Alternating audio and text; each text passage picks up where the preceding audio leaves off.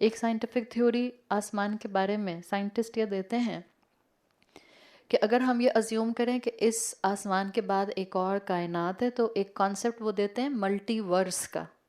قرآن ایسے پڑھا جائے کہ قرآن آپ کی ہابی، قرآن آپ کا انٹرسٹ، قرآن آپ کا اٹھنا بیٹھنا، اور قرآن آپ کی چوائسز میں شامل ہو جائے، اور قرآن آپ کی گفتگو میں آنے لگ جائے. الحمدللہ، اللہ چاہتا یہی ہے، رحمان چاہتا یہی ہے کہ قرآن کے ساتھ میری اور آپ کی زندگی گزرے.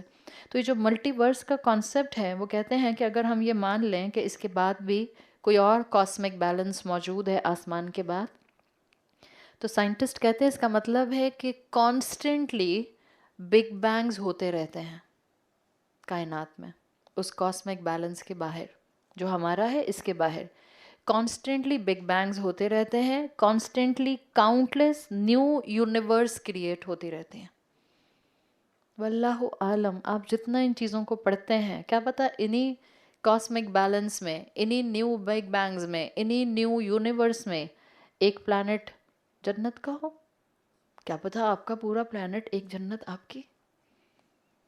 آخری انسان جو جنت میں داخل ہوگا، اس کی جنت کا سائز جو احادیث میں آتا ہے، اس دنیا جیسی 10 دنیا ہے. تو کیا پتہ ہر انسان کا اپنا پلانٹ جنت کا. جبھی تو کسی کی ہمت نہیں ہوگی. میری مرضی، آپ میری مرضی کر رہی ہیں نا، تو جنت is the perfect place to do میری مرضی. دنیا is not the perfect place to do میری مرضی. آپ جس وقت میری مرضی کریں گی، اس وقت آپ کو ایسی ٹھوکر لگے گی کہ آپ کہیں گی اللہ کوئی مجھے اپنی مرضی کرنے ہی نہیں دیتا. اگر آپ کو اپنی مرضی کرنی ہے تو اس پلانٹ کی فکر کریں جس کا نام جنت ہوگا. اور اللہ کے پاس خزانوں کی کمی نہیں ہے. اللہ چاہے تو ہم میں سے ہر ایک کو اپنا اپنا جنت کا پلانٹ دے دے. جبھی تو محل پہ محل کھڑے ہوں گے، اور جبھی تو آپ بور نہیں ہوں گی. سوچیں نا، اتنا سا جگہ جنت کی ہوگی تو 4 دن بعد تو بور ہو گئے. یہ وہ مقام ہے جس میں مجھے اور آپ کو کوشش کرنی ہے.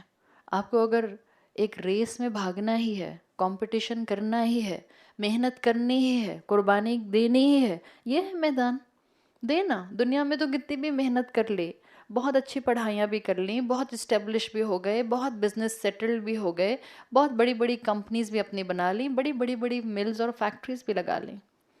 At the end of the day موت تو آنی ہے، سب یہیں چھوڑ کر جانا ہے. یہ سب ہو اور ساتھ ساتھ جنت کی تیاری ہو، الحمدللہ. اور یہ سب ہو اور جنت سے غفلت ہو، تو یہ سب کا سب آپ کے اور میرے لیے وبال ہے. اللہ ہمیں اس مٹیریلزم کے شرک سے بچا کر رکھے.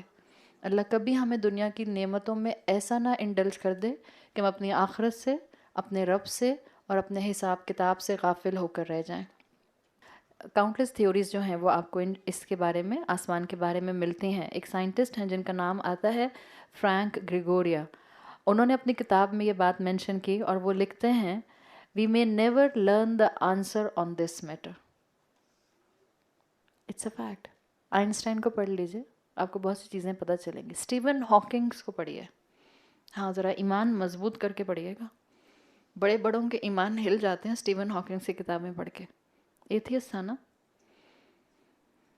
آپ دیکھیں، نان مسلم سائنٹسٹ لکھ رہا ہے وی may never learn the answer on this matter، مگر آگے کیا لکھتا ہے but we will keep looking for the answers. It's okay، الحمدللہ. اللہ نے خود کہا ہے جاؤ تفکر کرو، افلا تتفکرون، جاؤ عقل کا استعمال کرو. اللہ نے تم کو انٹلیکٹ دیا، اس کو استعمال کرو. عقل استعمال کرنے کو، ڈیولپمنٹ کرنے کو، سائنس میں انوینشنز کرنے کو، سائنس میں دنیا کے فائدے کے لیے آگے بڑھنے کو اسلام منع نہیں کرتا. ہاں، شریعت کے دائرے نہیں ٹوٹنے چاہیے.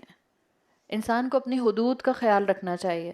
تو اللہ تعالیٰ نے یہ جو سلیکشن کیا ہے اس جگہ پر، اس انداز کا، اس آیت میں وَالسَّمَاءَ رَفَعَهَا، اس میں مفسرین کہتے ہیں کہ اس آسمان کی جو اللہ نے یہاں پر ایک طاقت کو بیان کیا ہے، وہ طاقت آپ کو اس انداز میں نظر آ رہی ہے. اور سائنٹیفکلی اس چیز کو سمجھنے کے بعد آپ کو مزید اس کو سمجھ آتا ہے. آگے فرمایا وَوَضَعَ الْمِيزَانَ، وَوَضَعَ الْمِيزَانَ، ہی سیٹ دا اسکیل. آسمان کو بلند کیا اور ترازو رکھا. دیکھیں آسمان کو سیٹ کیا. اگر میں آپ میں سے کتنے لوگوں کو پتہ ہے کہ آسمان نیلا کیوں ہے؟ بعض پہلے تھیوریز آئی تھیں بہت پہلے تو وہ کہتے تھے کہ کیونکہ دنیا 70% واٹر ہے اور پانی نیلا ہوتا ہے تو پانی کا شیڈ جو ہے وہ آسمان پر آتا ہے. سو ہاؤ اباؤٹ صحرا؟ وہاں پہ تو آسمان پھر اورنج، یلو، براؤن نظر آنا چاہیے. It's not like this. آسمان نیلا کیوں ہے؟ آپ کہیں گے گھر جا کے ہم سب سائنٹسٹ بن گئے. آسمان نیلا کیوں ہے؟ آسمان میں 2 فیکٹرز ہیں اس کے نیلے نظر آنے کے. ایک فیکٹر ہے اس کے مختلف گیسز کا جو کمبینیشن ہے، اور دوسرا فیکٹر ہے سورج کی روشنی جو مختلف اسپیکٹرم سے آتی ہے اور پھر وہ مختلف میڈیمز میں سے گزرتی ہے. 2 فیکٹرز مل کر آسمان کو بلو کلر کا دکھاتے ہیں. اب میں آپ کو پرزم اسٹڈی نہیں کرا سکتی ہوں کہ وائٹ لائٹ کے اندر جو 7 فریگمنٹس ہوتے ہیں وہ اس میں سے کون سا اسٹرانگ ہوتا ہے اور کون سا ہلکا ہوتا ہے، بٹ صرف اتنا یاد رکھیں آسمان نیلا کیوں نظر آتا ہے 2 فیکٹرز کی وجہ سے. 1 due to the combination of different gases. دوسرا جو لائٹ اسپیکٹرم ہے، جو سورج کی سفید روشنی آتی ہے وائٹ لائٹ، اس میں رینبو کی طرح 7 لائٹس ہوتی ہیں.